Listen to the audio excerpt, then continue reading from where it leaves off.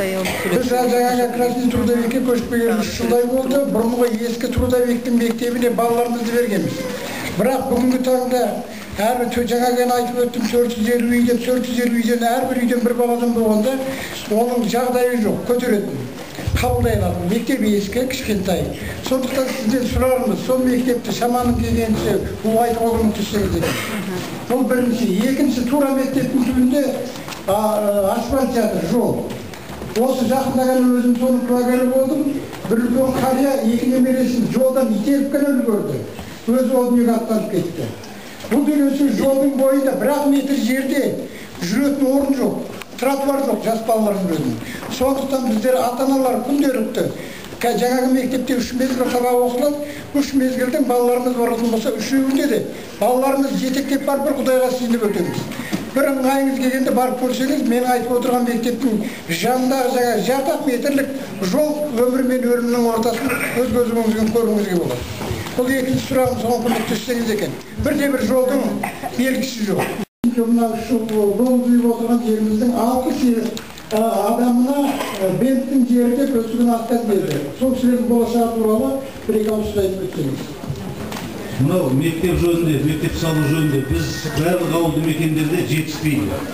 Мысалы, 169 мектепте, 26 мектепте 1000 бала оқиды, 1200 бала оқитын мектептерде бізде 2500-2800-ге дейін бала оқып жатыр. Қазір мына Айгерімде салып жатырмыз, 600 мектептік бала 2000 бала оқып жатыр. Ешқандай сын көтермейді, бірақ мені бұйыртса 10-15 күнде Айгерімдегі мектепті ашамыз. Біз бүгінгі күні ең күрделі жүйелерді бірінші орынға қойып отырмыз. Келесі жылғы программалар бар, оғанда біз бәрін қойып отырмыз. Біздің барлық елді мекенде мектеп жетіспейді. Сондықтан осы депутаттарымызбен, осы өзімізден сайланған депутаттар бар, қалалық басшылар бар, ақылдасып шешеміз сол жөнінде. Отырып 122 көшені Абай 200 қанат Янбақпен. Жазда осы акиматта спорт жиналысы болған. Сонда тағы осы свет жайлы сұрақ қойған болады. Ол кезде Шорманов мырза светпен айналысатын қалалық әкімдіктен Болат мырза келіп, осында құжаттарын дайындап 30 үйге свет болады. Атапен сезім басталғанша деп, бас станцияның жағынан, бас станцияның қасындағы неге жиналып, сонда шешкен болатынбыз. Одан бері біз енді күнде келмесек те 10-15 күнде келіп келе жүрміз. Енді ең аяғында келгенде бір құжат 30 үйге дайын, технологиясы дайын, проекті жасалынған. Енді 2 миллион ақша жоқ, толсын Елисеев қой деймін. Кабель мекемесінің бастығы.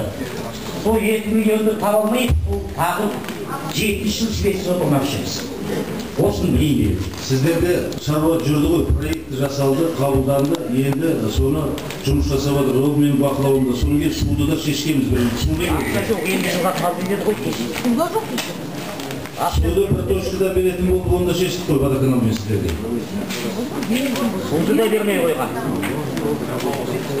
Дәп үйдің қасынан өтіп жатқан сулар. Қожамқұлов осындасыз ғой. Енді біз генератормен отырмыз ғой енді. Жылына 3-4 генератор аламды. Енді мына Қожамқұлов қайда?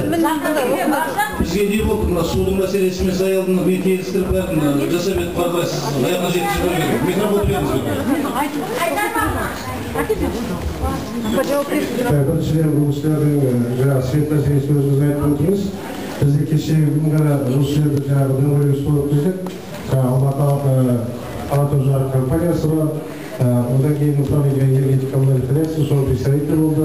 Бұл жердегі қазіргі күнгі жағдайда жаңа айтылып өтілгендей, жаңағы кент условиясы бәрі алынды, проект жасалды, енді қаржы дауылы қарсалды.